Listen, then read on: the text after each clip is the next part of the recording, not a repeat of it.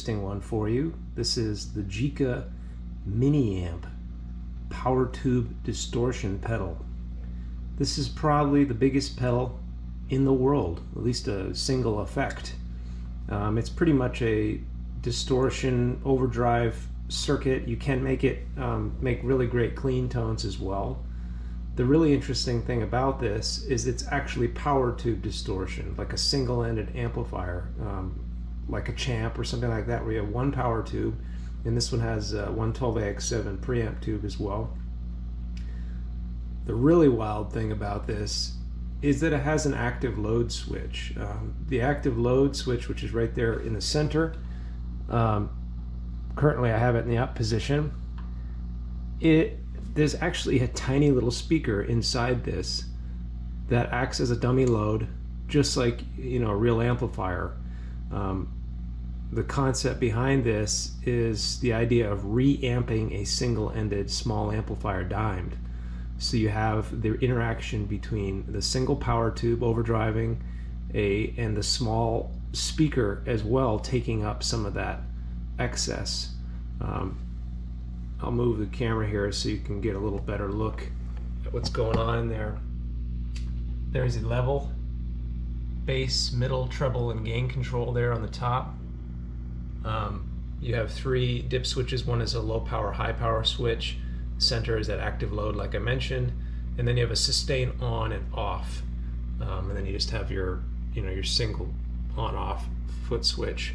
The outputs, there's an output on the left that I have plugged out, and there's also an 8 ohm output. This thing will actually work as a head for a small speaker cabinet. I haven't had the greatest luck because it is designed for overdrive. I haven't had the greatest luck with driving any small speaker cabinet with any kind of fidelity, like that has any clean fidelity, I should say. It's still a really cool sound, but it's it's a single 84 power tube, so they aren't the best. They like to have at least a friend tube going along with it. But yeah, that's kind of a brief overview of what the features are here. Right now I'm playing through a Tom Anderson Bulldog, which is kind of like their Les Paul style guitar here, 2 humbuckers. And I'm just going to give you some sounds with this, just so you get an idea of kind of what it does here. Here's the amp clean.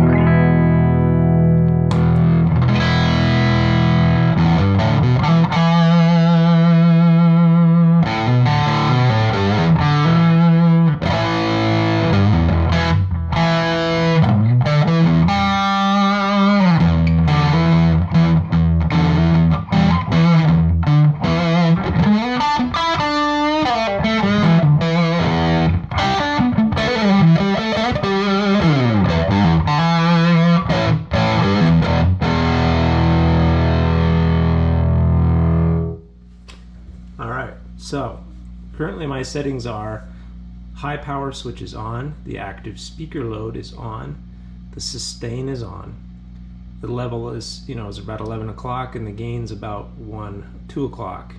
I'm kind of cutting the bass, the middle's kind of jacked, and the treble's kind of cut a little bit too. So let's just take a listen to see. I mean, you can see it's kind of raw.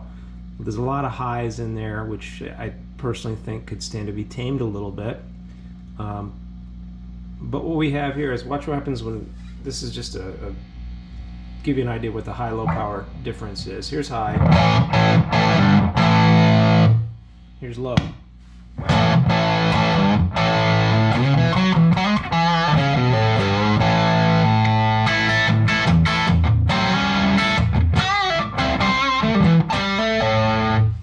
High.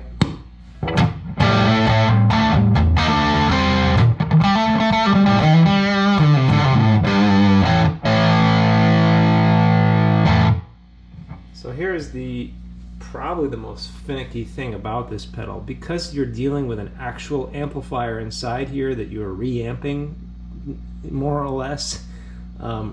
If you take the active load off right now with the level up at 11 o'clock or even less than that, the volume difference is insane. There's a big loud pop because of the amount of voltage going through everything. Just take a listen, and I'm just going to do this real quick, probably the first and last time I'll do it because it's so much. This is just the same setting, this setting right here, which is, you know, it's kind of a moderate bedroom volume. And I'm just going to take that active load off. You hear the noise floor is way up. It's so freaking loud right now that, yeah, too much. The way to kind of compensate for that is to bring it to low power, which I'll do. The active load's still on.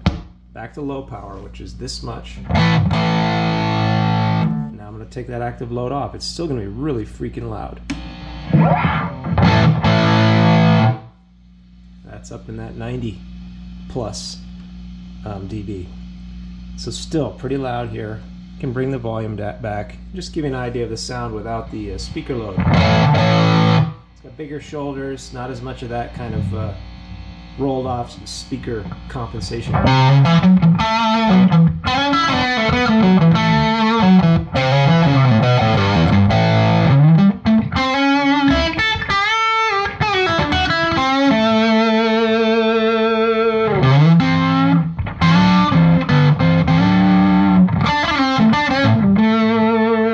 Personally, I like that setting a lot.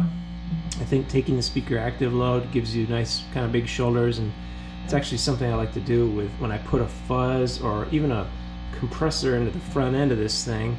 To give you an idea, maybe I'll bring the gain back a little bit so it's acting like kind of just an overdriven amp.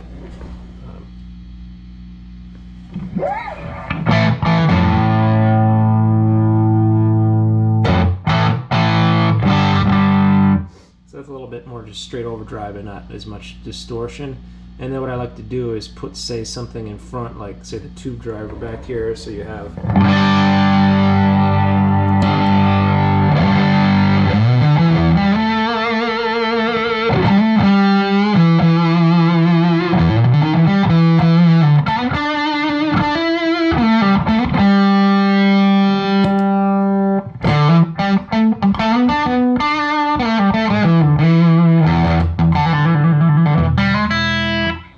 add a little bit of reverb over here.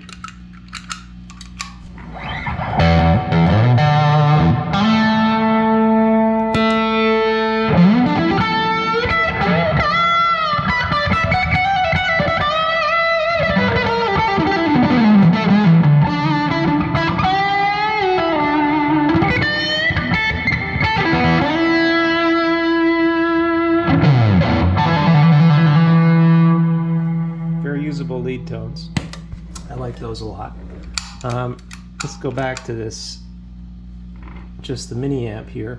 So now I'm going to try showing you how it sounds with the sustain off. So let's just go use that bass toning, which is, this is low power, the active load is off, and the sustain is on here.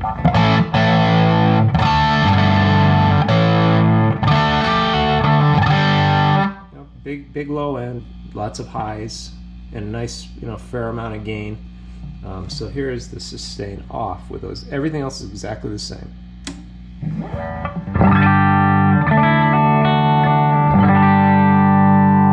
It's a really usable clean tone, especially with a, you know, like a Les Paul style guitar with humbuckers. So here it is. You know, the Gjika mini amp power tube distortion, and then this is it. This is the amp clean amp. This clean amp.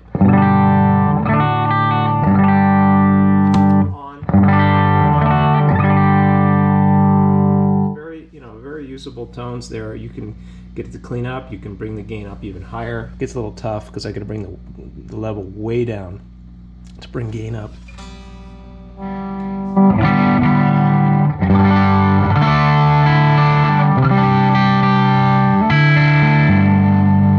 can hear it trying to gain out. Here's with a load on.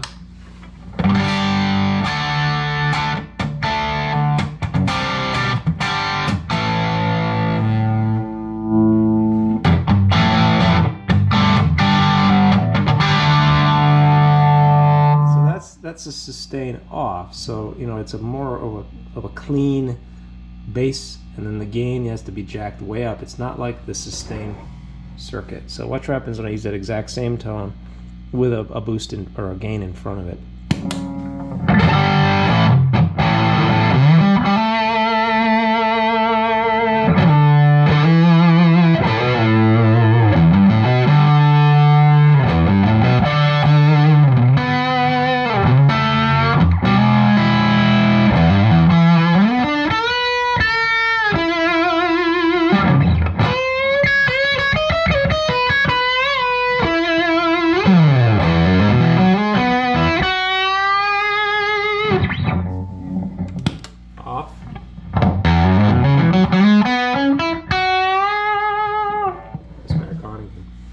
So, very unique. The tough thing is the volume disparity that you get between the different settings. So it's one of those things where you kind of want to set it and keep it where it's at,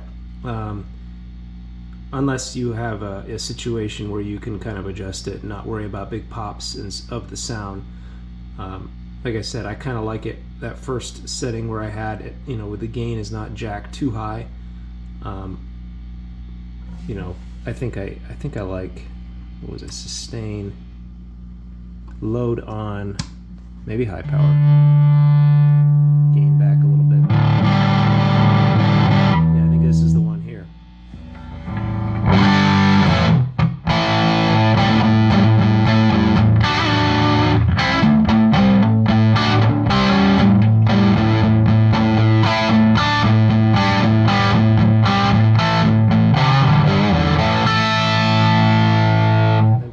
Gain in front for lead tone. A little bit of reverb, or actually a lot of reverb.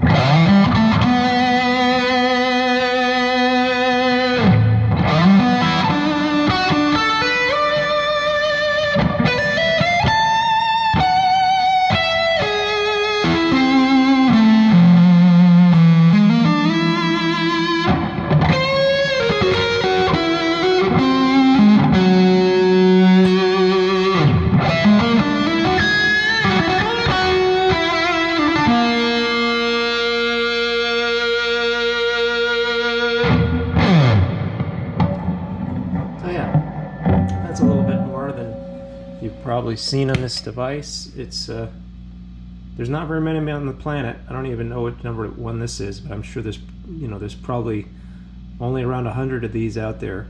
So they're a little bit rare, but you see them pop up every now and then, and I recommend checking them out. Gjika amplification has moved on from this design. This was kind of a collaborative thing that was done, and the Gain Master is definitely, you know, the overdrive amp gain, you know, external effects loop, however you want to kind of put a label on it. The Gain Master is definitely the evolution past this idea, but the idea of a small single-ended amp being technically reamped but using it as a pedal instead, very innovative, very unique. It's very different sounding than the Gain Master, so that's another reason why it's worth checking out. But yeah, possibly the biggest pedal in the world.